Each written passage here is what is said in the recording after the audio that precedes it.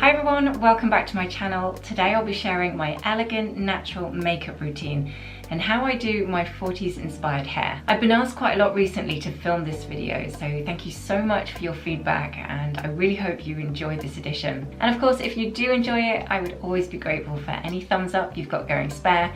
And if you're not already subscribed to my channel, that would be really lovely too. So today's look is very much my everyday routine in summer. I hate to feel caked in makeup, especially in the heat, and I much prefer that lovely dewy glow. My hair, on the other hand, is actually quite styled, but I actually like the juxtaposition of those two styles sat together. So let me get stuck in and share with you how I created this look. This is where I'm starting from. I have cleansed and toned my skin, and instead of just using the moisturiser on its own, which I would normally do, I use the Dior Capture Total Cell Energy Moisturiser. I have recently been adding a couple of drops of this. Now this is by a brand called Ravi. It's called the Self Tan Booster, and essentially it's giving you a very, very mild and natural tan. Now, provided my skin is having a good moment, I'm not having any breakouts, the main thing I skip out of my makeup routine throughout summer would be foundation. So I start with concealer, and after reading a review about this one, which is called the Stretch Concealer from Glossier, I decided to give it a try. Shade-wise, I've gone for G9, but they've got a good selection of shades on there, so you should be able to find one to suit your skin tone. As you can probably see, I've got dark rings under my eyes and a little bit of pigmentation just down this section.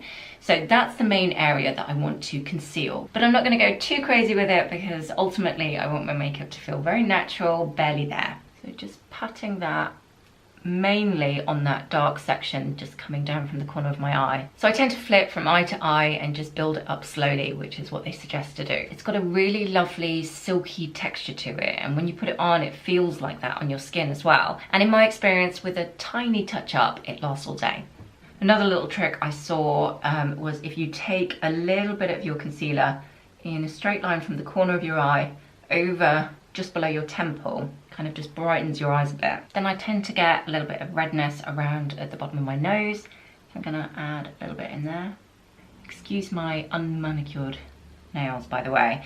This is actually a major improvement with my eczema, but I'm trying to leave my nails bare and just let them grow a little bit and heal from all the shellac I've put on them before. Actually, I'm just going to mention this cream while I'm thinking about it. Aveeno, the blue one. I think this is for very dry skin. Over the years, I tried everything on my eczema, and there isn't a steroid cream or a super expensive designer cream that is as good as the Aveeno that you can pick up in Asda for about £4. If you've tried everything so far and nothing's worked and you don't mind spending a couple of quid on trying something else, this has made a massive difference to mine, so just saying. Now, just for that one spot that's rearing his ugly head, I'm going to use a little bit of Bare Minerals concealer. This is the original. I've got that in light 2N. That has kind of taking the redness out a little bit. So another trick for when you're wanting to look really natural, barely there makeup, is don't go overboard on the powder. So from Bare Minerals, again, I'm using the Mineral Veil Translucent Powder. This is brilliant. And to apply this powder under my eyes, I'm actually going to use a eyeshadow brush, but the slightly thicker end. And although this is a bit of a slow process, it does make a difference in terms of it lasting better all day. So I just very gently pad in under the eye to fix it in place, because I want to be able to keep this really dewy and natural and glowing. That's why I'm using this small brush, so I can be really direct where I want the powder to go. Okay, so the next thing is bronzer. I tend to do bronzer next and then eyebrows, otherwise I just shimmy them all out of place. So I bought myself some new bronzing powder from MAC. This is called the Matte Bronze. Now, I was completely devoted to NARS when it came to bronzers. I love the shade Laguna. I think it's a really, really pretty shade. But recently I've been craving very understated natural makeup. I don't want any glitter at all. So I don't think NARS Laguna would work quite so well. I think you need something a bit more matte, which MAC do really well. So I'm quite generous with this as we want to look bronzed and glowy. So underneath the cheekbone, up to the temple, and just round in circles. So just kind of where the sun would hit you if you'd got a bit of a suntan. Started to get more pigmentation on my chin recently. anyone knows any good ways and easy and not, you know, surgery to get rid of pigmentation, please do let me know. I bought some products from The Ordinary. What did I buy? The Alpha something and a caffeine one, and obviously I've got retinol. I'm not really sure, one, if I should use them like in an order on the same day, and two, I don't even know which one. I thought the Alpha thing, I'll put the proper name here, I thought that was supposed to be good for pigmentation, but it doesn't seem to be doing anything at all. Now normally when it comes to blusher, I would still be using this palette that I got from Deck of Scarlet, which has still got lots left. This is like lasting forever. So this is the shade I like. It's called Lovesick, and it does give you that lovely rosy glow on your cheeks. However, a bit like the NARS Laguna bronzer, it has got quite a bit of glitter in it, and I want to avoid that with this look. When I was on Glossier's website, I bought a couple of eyebrow products. I bought the concealer, and I saw that they'd got Cloud Paint blusher. A cream blusher, basically. Now the colour I was going to go for in the Cloud Paint is called Puff, and it was a very, very light pink, but matte light pink, so it's not got any glitter to it. But I'd already spent about £50 on the products I did buy, so I thought, you know what, I'll just wait, see what the products are like, and then I can always go back and buy it. In the meantime, I remembered I've got this lovely, slightly bashed lipstick in a brilliant shade of pink. So I figured, you know what, I'll just try that on my cheeks, see if I like the colour, and then I can go back and buy the glossier one if it works. And it does work very, very well. So much so, I was kind of thinking, do I need to buy the Cloud Paint? Probably not. All I do, a bit like with your blusher, is smile and get it right in your apples of your cheeks. And the other nice thing about using cream blush rather than a powder is, of course, you're getting that glow as well. Again, I'm just going to put a tiny bit on the bridge of my nose. So looking nice and rosy. So now I'm going to prep my lips ready for lipstick in a little bit, and I'm using the Malin & Goetz Mojito Lip Balm. This was a present from my lovely friend, actually. When I came out of hospital, she turned up with a bag of goodies, and this little beauty was one of them. She swears by it, so she said you've got to try it. So this just makes my lips nice and moisturised, ready for lipstick in a little bit. With this look on my eyes, sometimes I actually leave them completely bare and put no eyeshadow at all, no mascara.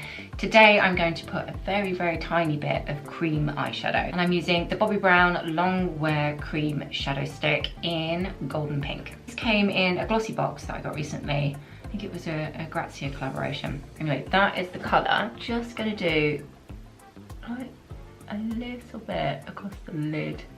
So just pad that into place. All I want is a tiny, tiny bit of sheen on my eyelids, which is done. Okay, so onto eyebrows, and I'm very excited to be able to say to you all that I think I finally worked out the perfect formula to getting those lovely big bushy eyebrows. One, without having them microbladed, and two, not having to look totally ridiculous like I did with eyebrow lamination. And the answer is from Glossier. I bought myself the Boy Brow and the Brow Flick, and I will talk you through both of these products. But particularly the Boy Brow has become my absolute go-to. So first of all, let's do the negative. The Brow Flick, I don't think it's worth the money. It doesn't do what it looks like it does on their video or the pictures on their website. Not for me anyway. But I would very, very highly recommend the Boy Brow. This one is amazing. The most important thing, I think, is a bit like when you're applying your concealer, is go really slowly and layer up. So in this scarily close shot, you can see that this eyebrow is quite sparse at the front, and this one is just generally a bit wonky. So that's what we're going to try and fill out. So at the very sparse section, I'm just going to fill from there up and out, not putting too much over here because I obviously want to keep it really natural, just feathering the colour through. Not only has it got some colour in it, which obviously helps, but the formula itself seems to make your eyebrows feel thicker and bushier on top of that. Now, just to help fill in those very sparse sections at the front of my eyebrows, I'm going to use a very tiny bit of the Code 8 eyebrow pencil. I've got that one in dark, literally just like a couple of strands of hair. I don't want any more than that. And then I'm going to do one more fluffing up with the Boy Brow. It was a long time coming, but I'm very happy to have finally perfected Eyebrowgate. With thanks to Glossier Boy Brow, not sponsored, I now have those big bushy eyebrows that I wanted. Now the normal sequence of events would now be to put on some mascara, But the other difference with this very natural, elegant summer makeup that I do is that I cut that out as well as the foundation. And reason being, I really want that look of you're just a little bit sun-kissed on the beach. And I don't know about you, but I definitely wouldn't be wearing mascara on the beach. So I've been cutting it out, just adding a touch of lipstick, and I really like how that looks as a whole. So let me show you. So back to my slightly mushed looking MAC lipstick. I would try to clean that on the bottom so I could actually tell you the shade. It's called Luster Something Day. This is so old, I don't even know if they still stock it. So tell me if you can decipher what colour that is, and maybe put it in the comment section below and let everybody else know. So just dabbing it again. I don't want it perfect, I don't want to use a lip brush, just a stain on my lips, a little bit like my cheeks. So that's my elegant, very natural summer makeup complete. Hopefully you like it too. I personally feel really comfortable with this kind of makeup, and it's what I've been doing virtually every day throughout summer. It feels enough, I feel done and I feel polished, but I don't feel caked in makeup, which is how I feel most comfortable. So let me get onto hair and show you how I've been styling those big barrel 40s inspired curls. I originally spotted in a movie on a lovely actress, and I thought, oh, that looks pretty. I'll have a go, see if I can make that work. I went and bought myself a big barrel curler because I didn't have one. This is the Remington Pro Lux. Seems to do the job. The wider the better with this, because obviously you want those big barrel curls. With the other curler I have, which I haven't got on me, it's quite skinny, so you're gonna get quite ringlety ones. The bigger it goes, the nicer and softer the curls will go. With this style, the trick is to have them all going in the same direction, ideally rolling to the front. That makes it feel a lot more 40s. Now that first curl, I don't mind coming quite high, you can see here, but I've still got good couple of inches away from the scalp. And if I talk too much, I will go too ringlety. So that's the kind of curl you want, bringing it forward. My fringe is a little bit of a palaver to curl. So what I've been doing is taking this section upwards, I take it over and back under itself. I just want a flick on that fringe. In fact, I'll be quite glad when it grows out and it will do this style properly. And then I'll probably cut it back in again. So by doing the fringe that direction, you get a curl that will slightly flick out there, which is better for me. So I'm just gonna leave that one to cool down on one side. Taking a section more from the top, but slightly thicker than the first one here. You don't want these curls too thin, because they'll just get too springy. If I leave a little bit of the length coming through there, I can grip it a bit tighter and then just pull it back. Now after this first couple, you don't want to take it all the way up, so just slightly lower from this point on. When I've got roughly to the center at the back, I then do the other side. Not for any technical reason, but just habit. That's how I do it. Okay, so we're roughly halfway, so we're gonna go onto this side. I'm gonna get that one out the way. I should have mentioned actually before this, I'd obviously got clean hair. I'd washed it this morning and blow dried it as best as I could with that side parting. And the side parting, I'll show you in a minute when I've got the fringe down, but I generally go in between, halfway between that eyebrow. That's where I tend to do the parting. So same again, rolling the curls forward towards your face and working all the way around your hair. So that's what it looks like when you finish curling it. All I'm gonna do now is let it cool down a little bit and then brush it through. And like I mentioned, the calmer and looser those curls get, the better it looks in my opinion. Now, I don't really like using too much hairspray, but I'm gonna apply a little bit just on these flyaway bits at the top. Normal hold from L'Oreal. So if I just cover that, just want those roots to sit flat really. And that's it, my very elegant and natural makeup and 40s inspired hair is complete. I hope you like this style and you've enjoyed this video and maybe it's given you a few tips along the way. Do let me know in the comments section below. Like I mentioned at the beginning, I would be very grateful for any spare thumbs up you've got going. If you're not already subscribed, that would be lovely too. I mostly post fashion videos every single Sunday, and also in the description box below is a link to my Instagram page where I post daily outfit ideas and inspiration. Thank you again for watching, and hopefully you'll join me back here same time next week with a lovely fashion edition. Take care.